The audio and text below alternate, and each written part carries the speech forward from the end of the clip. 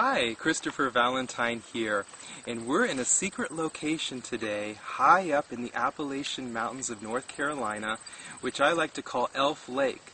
There are a series of lakes where the elves have made a huge kingdom where they all live by the many hundreds. We talk about in the books how we rescued many elves from Florida while we were living there. And there was lots of fires at the time, bushfires near the Everglades, and a lot of them came with us to North Carolina. And also, over the years, when California has major fires, the elves are invited to come here because in this area there's a lot of homes up in the mountains that aren't being used that the elves actually like to use as their temporary housing. So, elves do like to be by water, where the ocean meets the mountains, and where the mountains meet other bodies of water like lakes and rivers and streams. Here behind me we have a pretty good sized lake. Very peaceful, very calm. There's nobody around here, and that's what elves like. They like to have a lot of privacy. They are the shyest of all the nature spirits, but they do like to be by tall, reedy plants like these behind me and large grasses where they can kind of hide in between and be close to the water. So this is a wonderful on-location place where we're going to be talking about elves, what their purpose is, the different foods that they like to eat, as well as some of their societal structure.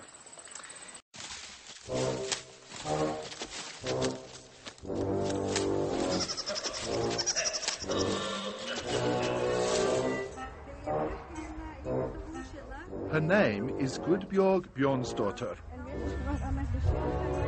And when I first met her, I must admit, I thought she had a few kangaroos loose in the top paddock.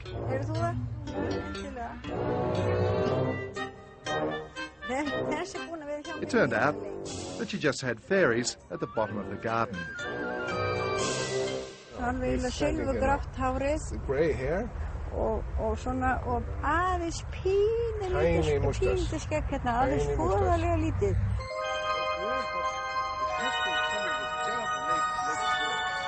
Gudbjorg Bjornsdottir is describing a gnome she's known for years. He's about 80, is wearing a red waistcoat, and of course that snappy little moustache.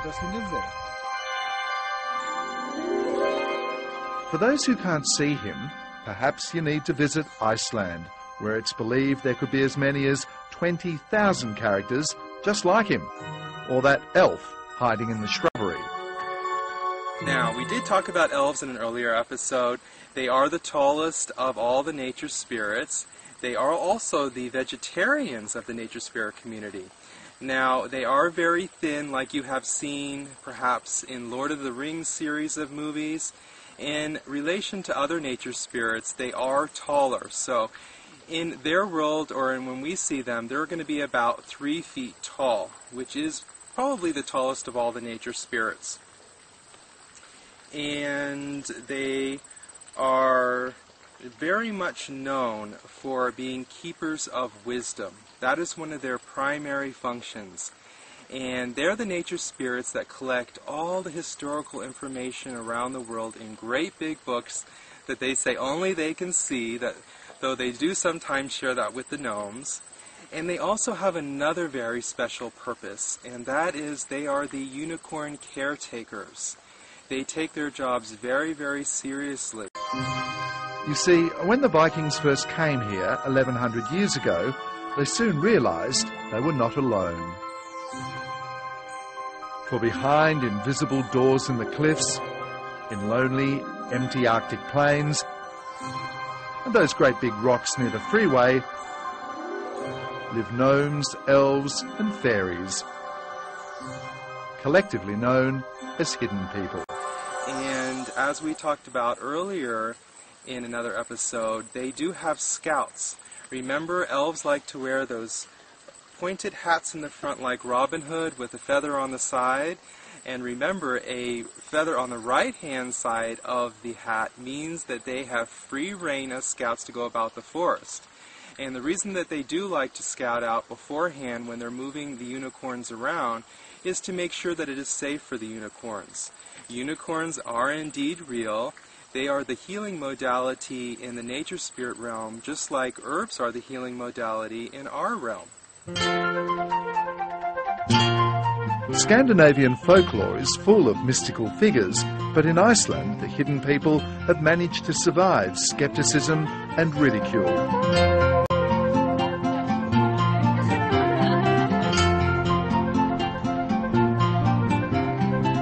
While only 10% of Icelanders genuinely believe in them, about 80% don't like to mess with the prospect.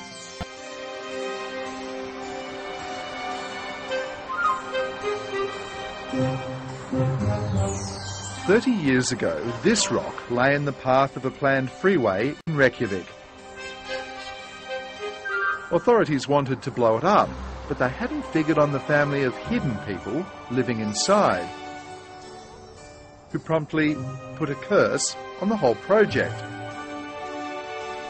Things started to go wrong, machinery failed, blokes hit their thumbs with hammers.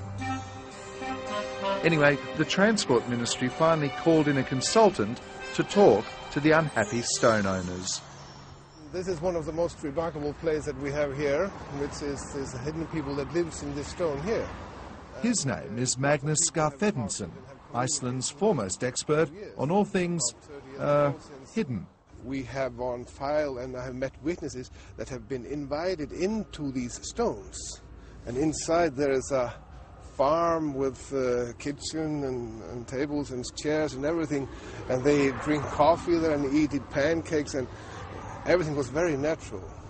We don't have any logic explanation to this. This simply is and happens, and thousands of Icelanders have communications with these beings.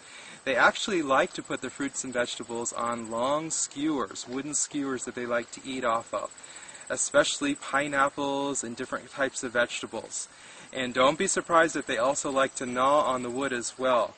I have another funny story where we took all the nature spirit children and adults out to a restaurant, a Chinese restaurant, and we were all enjoying the food, and we noticed that the elves were eating the chopsticks. And the reason for that is elves love bamboo, and the chopsticks were made out of bamboo. So it was a little surprising at first to see them chomping on the chopsticks as part of their dinner. And by the way, if you have bamboo growing in your garden or around your home or property, you can be sure that you have elves with you and nearby. Because elves love bamboo. They love hiding in between it and traveling around it and making it their home area. So that's a wonderful, if you want to attract elves to your garden, it's a wonderful thing to plant bamboo as well.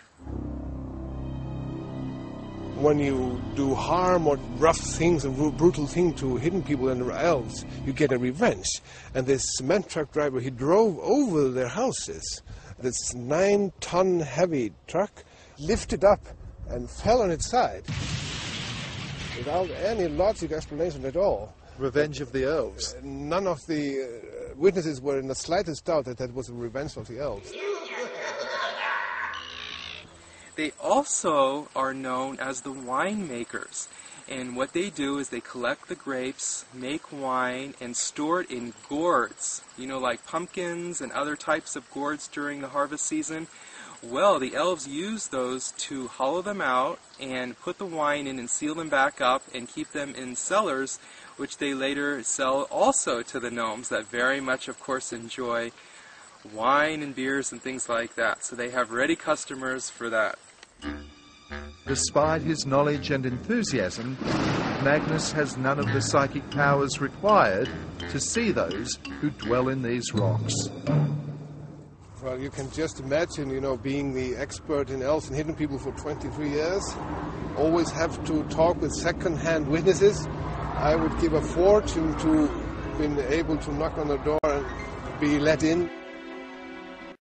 Hi, Christopher Valentine here, and today we're in the kitchen showing you how to make the fairies' favorite food.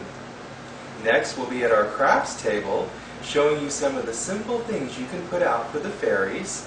And later, we'll be in the garden where we'll bring you all the fun food and gifts together to present in a real fairy house that you can easily put out yourself to attract the fairies to your place.